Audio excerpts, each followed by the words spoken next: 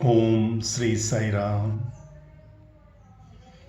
घन घन नीला वदन अति सुंदर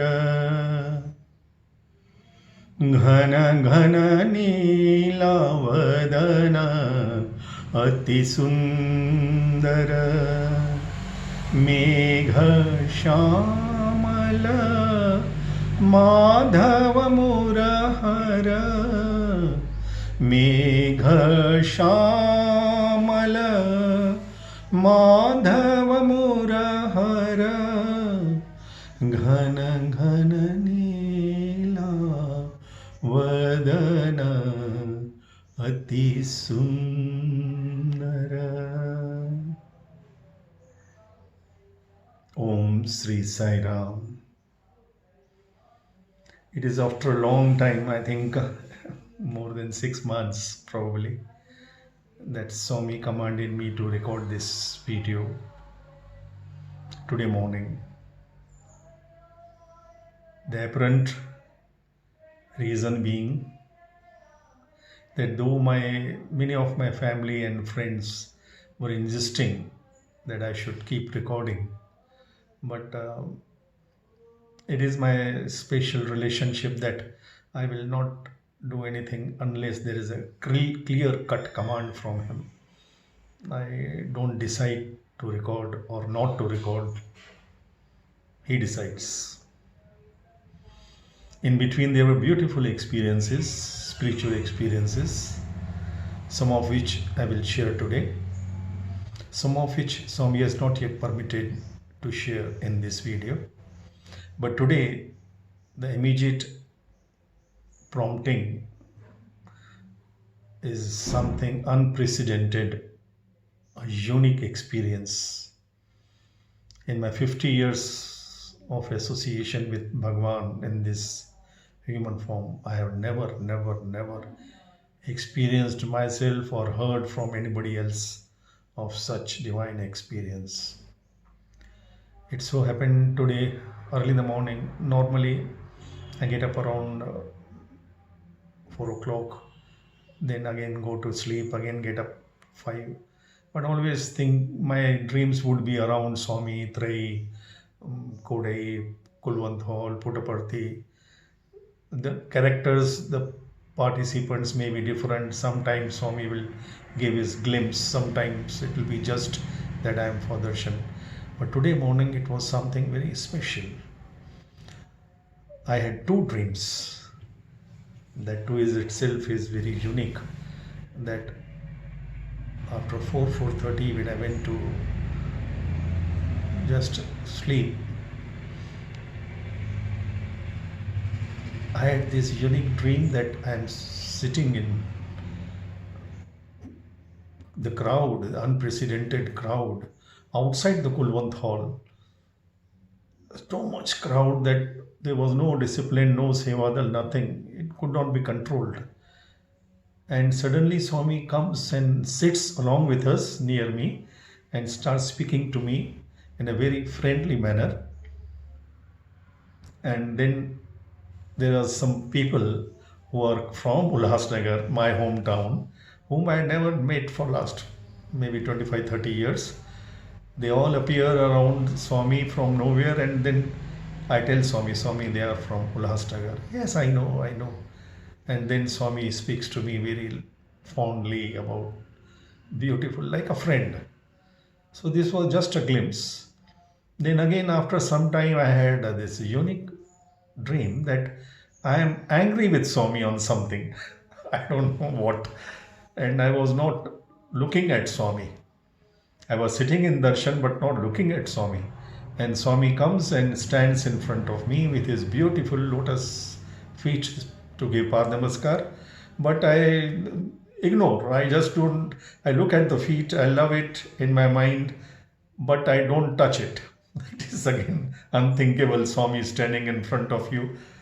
And because I don't know why, but I was very angry with Swami on something. So he looks at me, he says, see, I'm giving you a chance. Take. But I refused to. I didn't listen to him. Then suddenly he gets up and he just sort of makes me get up with some tickish or something, and then he takes me around and jokes with me, he laughs with me, he dances. Really, I have not heard of this. Swami, young Swami dancing just to make me laugh and make me joyful. He does every trick on the book, and then he goes on dancing, taking me around unless and until I also dance with him with joy. Then he hugs me, and ultimately, after nearly 20-25 minutes of this experience, whole crowd is there in front of everybody. And all the students are around, and Swami is such divine mood, blissful. Little bit I have read about this in early 50s, 40s, 60s, when Swami used to take his inmates of ashram and play with them in Chitravati. But this was even beyond that. He was taking me around and making me laugh. And then ultimately in the last scene, he comes in, hugs me tight, and he gives me his divine kiss. And I wake up. I have been pining for 50 years. Many times when I was alone with him, I just wanted to kiss him, but I never got that opportunity. I used to hug him tight whenever alone, even with my wife and with me. But I'll just, entire interview, I'll be hugging him. I'll be on my knees and then my arms around him, and he will keep talking and I will keep listening. But this time it was, I can't describe. I was in such bliss. I didn't know whether to believe it or not. In my dream, the story goes on, I was doubting my own experience with Swami. And then Swami goes for darshan and I come out. And as was my habit in those golden days, after morning Nagar Sankirtan, I will climb the hill to the institute, and there's a meditation tree in between. I would just sit there and love the tree. The tree became like my friend. He used to speak to me. The tree was speaking to me in those days, and I used to meditate and talk to it like a friend. So I went and meditated, and I was thinking whether this experience was real or my imagination in the dream itself. And suddenly from nowhere, I don't know, I can't explain, there is no reason, I find Murari Bapu. We all know that Murari Bapu is great Ramayana storyteller for more than 40-50 years in Gujarat. I never seen him, never met him. I had heard his videos long back, maybe 25-30 or more years, once or twice, that too little bit. Because I was more comfortable with Swami's Ramakatha Raswayani. I have read it more than 100 times, and I find all the answers to my spiritual questions in Ramayana. Never heard his videos for a long time, so there was no chance that he was in my mind. I find in my dream that I'm sitting there in meditation, and Murari Bapu with his Ramayana in one hand and his mala around the black shawl, running, coming to me and telling me, "Hey Harish, Swami came to me just now and he told me to tell you that all your experiences are real. What you experienced just now, Swami told me to tell you that it is real." I just woke up from the sleep. I was recollecting and thinking, how is this, all this? Maybe in the astral bodies something is happening, but I could recollect each and every scene, and even now it is just in front of my eyes, everything. I was thinking, I shared this with my wife. And then I thought I will just write it down. She said, "You just write it down. These are unique experiences. Nowadays you're not recording, so at least write it down." So I was thinking I will just write it down and send it to my close ones on my WhatsApp groups. But then suddenly Swami said, "No, you record it."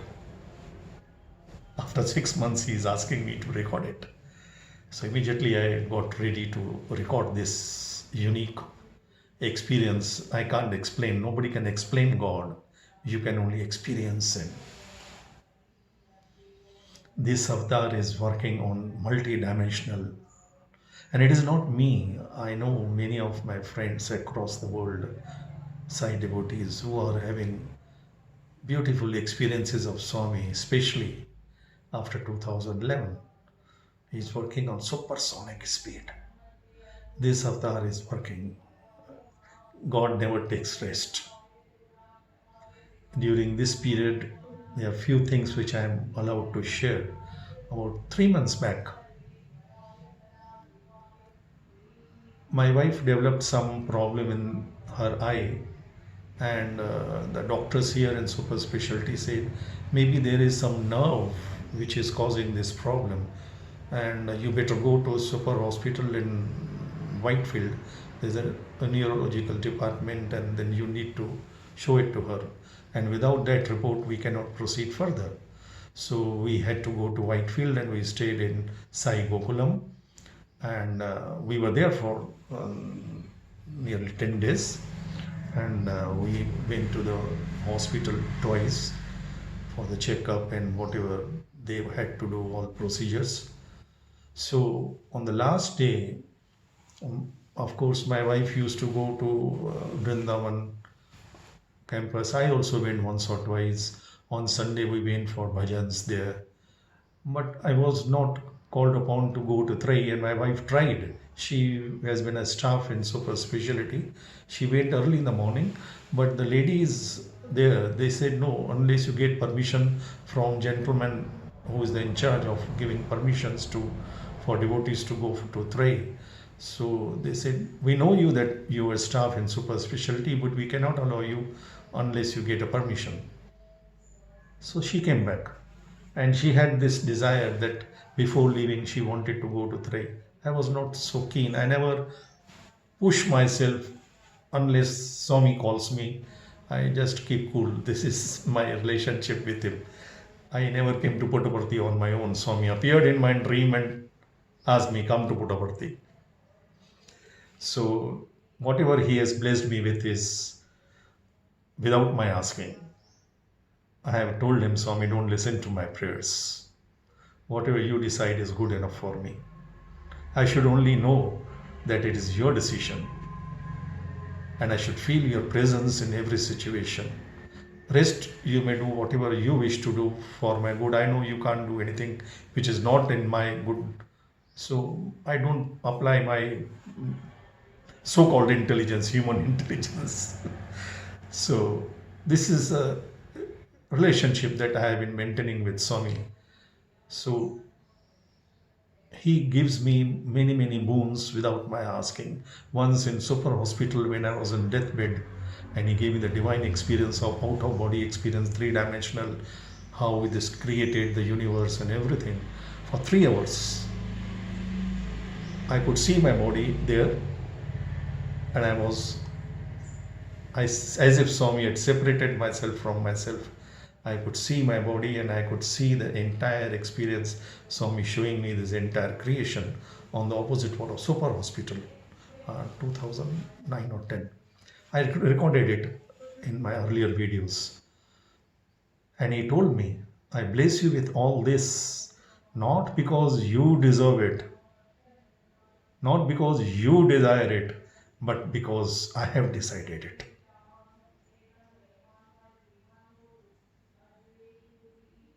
I never knew my wife before marriage. Swami decided. He told my father, she's your daughter-in-law for second son. I never asked for my children. I was just 25, recently married. Swami coming to me and telling me that conception starts from this moment. First son, next daughter, Divine Mother will come to you. I never knew the literature, and I was from non-English medium. He made me a poet. He started giving me poems and accepting each and every poem from me by touching his hands like this, nearly 1,000 plus poems. Every day, morning and evening during darshans. I never had this thought, I'm a civil engineer. And Swami tells my son, your father is a doctor. And then he comes to me next day, you are a doctor, you will become doctor to doctors. Do homeopathy. And he makes me a world famous homeopath in ashram. I had no desire, nothing. Then on my 50th birthday, he comes to me and tells me, wake up. You had to do my mission, political mission, he said, to bring governance of God in Bharat. I used to hate politics and politicians. And for this 2003, my birthday, 28th of January, he has been guiding me and allowing me to meet the top leadership. I never put any efforts. I never even desire that I should do that. It is not my cup of tea. This is the way the divinity works. He decides, he provides, he directs, he protects. We have to just be a channel of his energy without any ego, like Swami says, be a flute, hollow. Just be nothing. During those days, as I said in 10 days, we used to just once or twice I went to enjoy the bhajans in Vrindavan. But I came back. On the last day, we were supposed to leave 10 o'clock in the morning. My wife used to go for her Omkar Suprabhatam, whatever, near Ganesha. 5 o'clock, Swami appears in my vision and he says, hey, get up, come to Vrindavan. Immediately I get up, I get ready, I shave, I change. My wife comes, he says, what happened? I said, no, come. Swami has called me to Vrindavan. Really? I said, you will take me to Trai? I said, I don't know. Swami told me to come to Vrindavan, so I am coming. You just follow me. I'm not a staff, nothing, I'm nobody, I'm not a VIP. I believe that I am his prince right from day one. And this is, if you call in modern terms, this USP, if you call it, that I live what I believe in. I actually believe that if he is the King of Kings and I am his child, so I am his prince. I need not be a student or a staff or anybody to be near him. And that is why he said, if you don't deserve it, you don't desire it, but I have decided it. So I just got ready and told my wife, just follow me. And we went to Vrindavan and walked outside the hostel. One boy, he just came running to me, sir, Sai Ram, I have seen your videos. I said, okay. I was not in mood to talk that point in time. He said, sir, they are wonderful, beautiful. And he started speaking to me for 2-3 minutes. And then I told him, if there is any person, warden sir, of course I know the warden sir, T. Ravi Kumar, he is my very good friend. He said, sir, he will be now busy in this thing, but after 8 o'clock you can come and meet him if you want. I said, okay, fine. So I just walked towards Trai. We have been attending all Trai sessions from 90 to 93 until the security issues were there inside and outside ashram and all that. I used to go every evening session to Trai. So after so many years, I just walked in. The watchman there, security there, everybody just stood up as if to welcome me. I never knew them, I never seen their faces, and I simply walked. Simply. And I told my wife was hesitant, she was at a distance. I said, you just follow me. And she kept following me. She is a staff and she is afraid to get inside because she was refused entry earlier. I said, you just follow me. I just went inside, everybody welcoming me, Sai Ram sir, Sai. And I went and sat with staff and students. It was my familiar central hall where Swami used to be. Swami's steps, staircases, going to balcony. There are so many Trai experiences. How Swami, after the session is over, he will climb the staircase, beautiful, lovely lotus feet, step by step, and then he will go and give the final, it was a pin drop silence, and Swami will just look around and give final blessings before he retires and we all come out. So such, after, you can imagine, after 30 years, I entered, and this Shivalinga there and the priest there doing all mantras, everything. After many years, I sat down on the floor. For me, it is nowadays difficult to sit. I'm now 70 plus. On the floor, I always prefer to sit on some chair or something. But there was no chair around for me. One or two people were sitting behind, so I didn't feel like asking for a chair. I simply sat. I could sit comfortably. And then the mantras are going on. I could see Swami's presence that I had never seen. Even in live presence, I never experienced such bliss. It was so blissful atmosphere. But after 5 or 10 minutes of sitting on the floor, I just had a small fleeting desire if I could get a cushion, because I knew it is going to take long and I had to sit there on the floor. So I looked around, there was no cushion. Some students were sitting on the cushion, there was no extra cushion anywhere. So I just continued. It was just a fleeting moment thought. That very moment, a gentleman, a student probably, or staff, he comes with 5 to 6 cushions, puts it at one place and sits on it. A little extra weight than me also, and he sits on that. So I had this, my mind, oh, he's having 6 cushions to sit upon. Then again, I was happy with the mantras going on. My mind was again that, a fleeting thought again. Next moment, this gentleman gets up, goes to the back room for some work, I don't know what. And the boy sitting next to me, I just tried to look at him, and he had eye to eye contact, and I requested with like this, can I get this cushion one please? He said yes, and immediately pulled one cushion for me to sit comfortably.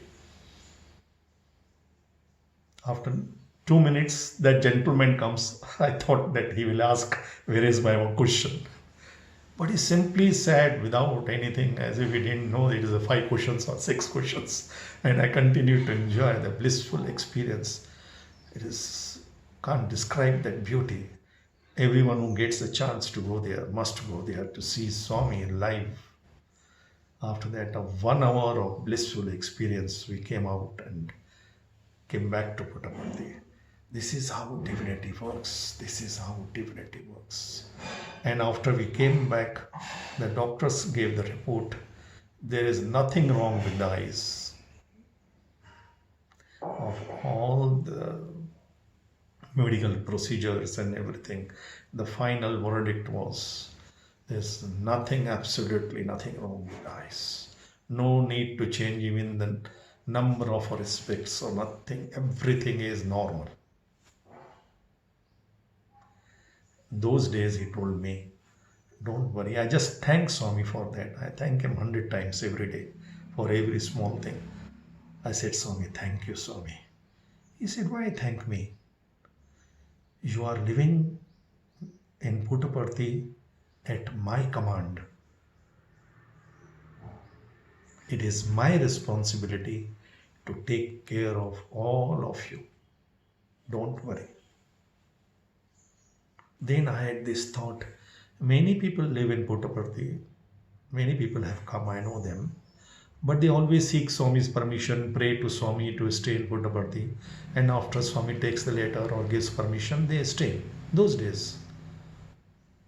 But in my case again, I never sought his permission to stay, I had no thought of staying that point in time. I had come just for 10 days of attending the summer course, with just 2 small bags and 2 small kids. And my tickets to go back were booked. It is Swami who called me for interview and commanded, you will not go, you be here, I will talk to you. So it is his decision. He decides, he provides, he directs, he protects. Jai Bolo Bhagwan Sri Satya Sai Baba Ji ki Jai, Jai, Jai.